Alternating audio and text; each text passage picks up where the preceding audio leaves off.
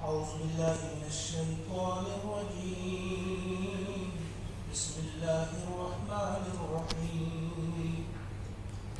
لا يسبقونه بالقول وهم بأمره يعملون. يعلم ما بين أيديهم وما خلفهم ولا يشفعون إلا لمن ارتضى وهم من خشيته مشفقون. ومن يقل منهم إني إله من دونه فذلك نجزيه جهنم كذلك نجزي الظالمين. آمنت بالله صدق الله العظيم. سورۃ الانبیاء آیت نمبر 27, 28 اور 29 تین آیاتیں ہیں. کل والی آیت جس میں ہم نے یہ سمجھا تھا اللہ کی اس ارشاد کو وقالوا اتخذ الرحمن ولدا، کہ وہ کہتے ہیں کہ الرحمن کی اولاد ہے. سبحان اللہ، وہ تو پاک ہے. بل عباد مکرمون، بلکہ وہ بندے ہیں عزت بخشے گئے، مکرم بندے ہیں. فرشتوں کے بارے میں جو مشرکین کہا کرتے تھے تو اللہ تبارک و تعالیٰ نے ان کی تردید کی، صاف اور واضح الفاظ میں بتا دیا کہ وہ بندے ہیں اور ان کو عزت دی گئی ہے. لا یسبقونہ، اب آج کی یہ آیت ہے، فرمایا لا یسبقونہ، وہ سبقت نہیں کرتے اس سے، بالقول، بعد میں. یعنی ان کی مجال یہ نہیں ہے کہ وہ اپنے رب سے کوئی بات زبردستی منوا لیں، کسی قسم کی سفارش کریں. ان کا عالم یہ ہے کہ وہ اپنے رب سے بات کرنے میں بھی سبقت نہیں کرتے. رب ہی جب ان سے کوئی بات کرتا ہے، پوچھتا ہے، اس کا صرف جواب دیتے ہیں، سبقت بالکل نہیں کرتے. لا یسبقونہ بالقول، بات میں بالکل بھی سبقت اس سے نہیں کرتے. وہم، اور وہ سب، بِأَمْرِهِ، اس کے حکم پر، یعملون، عمل کرتے ہیں. نہ وہ سبقت کرتے ہیں قولی، نہ قولی سبقت وہ کرتے ہیں اور نہ فعلی مخالفت، دونوں صورتوں میں. یعنی بات بھی وہ فرشتے اسی وقت کریں گے جب اللہ ان سے کوئی بات کرنے کو کہے، اور حرکت بھی اسی وقت وہ کریں گے، کوئی کام بھی اسی وقت کریں گے جب خداوند کریم ان سے کسی کام کے کرنے کا حکم دے. اپنے لیول پہ نہ وہ بولتے ہیں نہ کوئی حرکت کرتے ہیں. تو یہاں یہود و نصارہ کے اس عقیدے کی بالکل تردید کی ہے اللہ تبارک و تعالیٰ نے.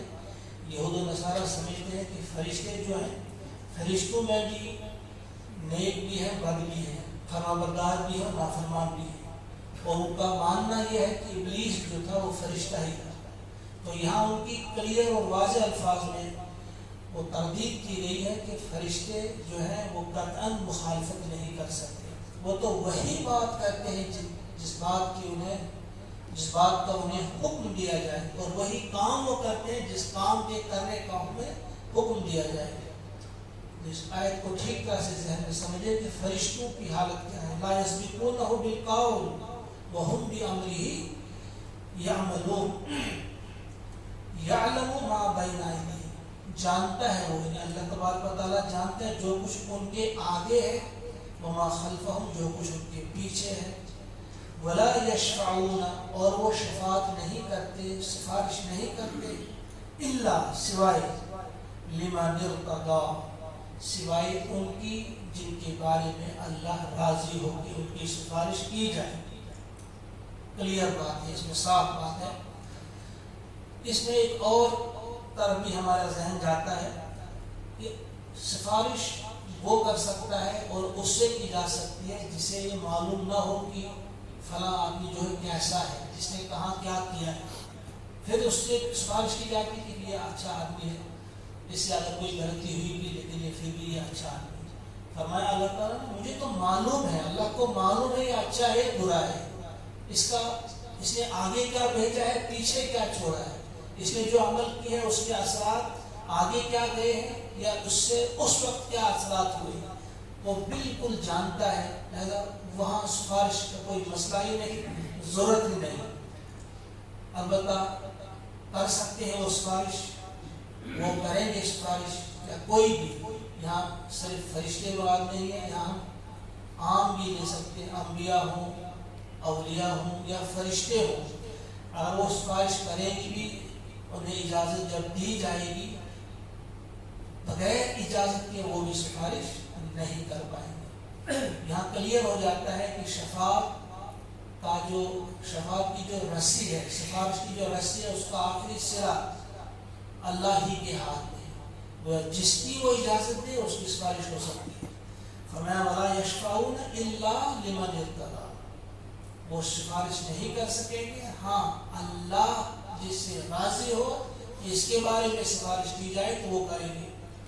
وَهُمْ، اور وہ مِنْ خَشْيَتِهِ، اس کی خشیت سے، اس کے خوف سے یا اس کے جلال سے، مشفقون، ڈرتے رہتے ہیں، وہ لرزاں وہ ترساں ہے اس کے خوف سے، اس کے جلال سے، یعنی ان کا عالم یہ ہے، یہ جو مشرکین ان کا ماننا یہ تھا یا ان کا ذہن اس طرف جاتا تھا کہ اللہ ان کے سامنے ایک کھلونا تھا، جب بھی وہ چاہے ان سے کھیل سکتے ہیں، جب بھی کوئی کام کروانا چاہے وہ ان سے کروا سکتے ہیں، جب بھی کوئی کسی بھی قسم کی کوئی کسی کو ضرورت ہو تو وہ ان سے بنوائیں گے۔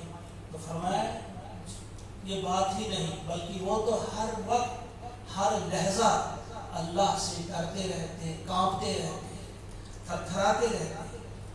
وَمَن يَقُلْ مِنْهُمْ، اور یہ بھی سن لو، وَمَن يَقُلْ، اور جو کہے گا، مِنْهُمْ، ان میں سے، اِنِّي إِلَٰهٌ، کہ میں ہوں معبود، یہ جنہیں تم نے معبود بنا رکھا ہے اللہ کے سوا، سنو، اگر ان میں سے جو مکرم بھی ہیں، ان کو عزت بھی دی گئی ہے، یہ عزت والے بندے بھی جو خدا کے ہیں، چاہے انبیاء ہوں، اولیاء ہوں، فرشتے ہوں، کوئی بھی ہو، اگر ان مکرم بندوں میں سے بھی کسی نے کبھی کہا انی الہ، کہ میں معبود ہوں، من دونہ، اس کے علاوہ، فَذَلِكَ نَجْزِيهِ جَهَنَّمَ، تو ہم اسے جہنم کی سزا دیں گے، ہم اسے جہنم میں جھونک دیں گے، اگر کسی نے بھی ان میں سے کہا کہ میں معبود ہوں۔ كَذَلِكَ نَجْزِي الظَّالِمِينَ، ایسی ہی جزا، ایسی ہی سزا ہم دیا کرتے ہیں، ایسا ہی بدلہ ہم دیا کرتے ہیں الظالمین، ظالم۔ یہ 3 آیات تھی، ذہن میں رہی۔ پہلی آیات میں لا یسبقونہ بالقول، فرشتوں کے بارے میں بالکل سبقت نہیں لے سکتے ہو۔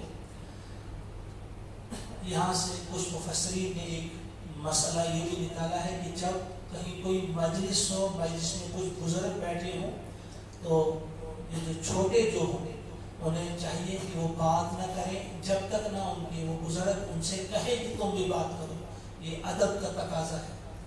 کبھی کبھی کیا ہوتا ہے کہ کوئی بزرگ سامنے بیٹھا ہے تو اسے بات کرنا بھی اگر وہ چاہتا ہے تو چھوٹے لوگ یا باقی لوگ جو ہیں بول پڑتے ہیں، ایسا نہیں ہونا چاہیے۔ یہاں سے یہ مسئلہ کچھ مفسرین نے نکالا ہے۔ اور دوسری بات یہ بھی ذہن میں رہے، وَهُمْ بِأَمْرِهِ يَعْمَلُونَ، وہ فرشتے جو ہیں وہ بس وہی کچھ کرتے ہیں جس کا انہیں حکم دیا جاتا ہے، اور اللہ کی ذات باخبر ہے جو کچھ ہم کر رہے ہیں اس سے، جو ہم آگے بھیج رہے ہیں، جو کچھ پیچھے چھوڑ رہے ہیں اس سے بھی وہ باخبر ہے۔ اور یہ شفاعت کا کنسیپٹ جو ہے کبھی کبھی بہت زیادہ گمراہی کی طرف لے جاتا ہے لوگوں کو، کہ بس ہمیں کیا کچھ کرنا ہے، ہمیں فلاں شخص کو راضی کرنا ہے تو یہ ہمیں وہاں ہمارا ہاتھ پکڑ کر آگے لے جائیں گے، اور اسرار پر بھی ہماری یہ کریں گے۔ تو اس سلسلے میں ذہن میں یہ بات اچھی طرح سے رہے کہ اللہ تبارک و تعالیٰ ہی جس کے بارے میں اجازت دے اور جسے دے وہی دے سکتا ہے اجازت، ورنہ کوئی شفاعت کسی کی نہیں ہوگی، سفارش نہیں ہوگی۔ البتہ ہمیں ان سہاروں کو چھوڑ کر ڈائریکٹ اللہ سے مانگنا چاہیے۔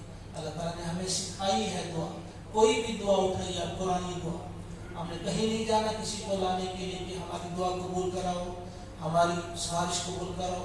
جتنی بھی دعائیں آپ دیکھیں گے ڈائریکٹ ہم کو سکھا رہے ہیں مجھ سے مانگو. ربنا آتنا فی الدنیا حسنہ ربنا هب لنا من ازواجنا وذرياتنا ربنا لا تجعلنا فتنة للقوم الظالمين ربنا افرغ علينا صبرا وثبت اقدامنا ربنا انك جامع الناس ليوم لا ريب فيه ربنا لا تدع لنا ذنبا. اتنی دعائیں آتے ہیں قرآنی دعائیں دیکھیں حدیث پاک سے ثابت ہوئی سیدھا سکھایا اللہ مجھ سے ڈائریکٹ مانگو. آپ کو کسی کے ذریعے آنے کی ضرورت نہیں بلکہ نحن اقرب الیہ من حبل الورید. میں تو تمہاری شاہ رگ ہے اس سے بھی زیادہ قریب ہوں.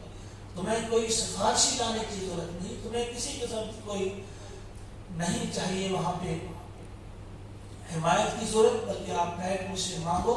بلکہ حکم میں دیا ہے وقال ربکم ادعونی، اور کہا ہے فرمایا ہے تمہارے رب نے کہ مجھ سے مانگو استجیب لکم، میں جواب دوں گا تمہیں، میں تمہاری دعائیں قبول کروں گا. لہذا اللہ سے دعا ہے کہ ہم سب کو توفیق عطا فرمائے کہ ہمیں یہ معرفت اللہ کی حاصل ہو کہ اللہ کتنے قریب ہے ہمارے، اور اللہ کتنا رؤوف اور رحیم ہے.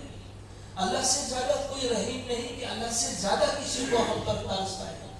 شفاعت کا یہ بھی ہوتا ہے کہ کسی ہم سمجھتے ہیں کہ فلاں شخص کو زیادہ ترس آئے گا ہم پر اللہ سے زیادہ. اللہ سے زیادہ کوئی رحیم ہے ہی نہیں، اللہ سے زیادہ کوئی کریم ہے ہی نہیں، اللہ سے زیادہ کوئی بخشنے والا ہے ہی نہیں. تو پھر ہم ڈائریکٹ اللہ کی طرف کیوں نہ آئیں، اللہ ہی سے کیوں نہ مانگیں، اللہ ہی کے سامنے کیوں نہ گر گرائیں. اللہ سے دعا ہے کہ ہم سب کی مغفرت فرمائے، ہم پر رحم فرمائے اور ہمیں توفیق عطا فرمائے کہ ہم اللہ سے جڑ جائیں، اللہ اپنے ساتھ ہمیں جوڑ دے. ربنا آتنا فی الدنیا حسنہ وفی الآخرۃ حسنۃ وقنا عذاب النار. اللهم اجعل القرآن ربيع قلوبنا والنور أبصارنا وشفاء صدورنا وذهاب همومنا وغمومنا. وصلى الله وسلم على سيدنا ومولانا محمد وآله وأصحابه أجمعين برحمتك يا أرحم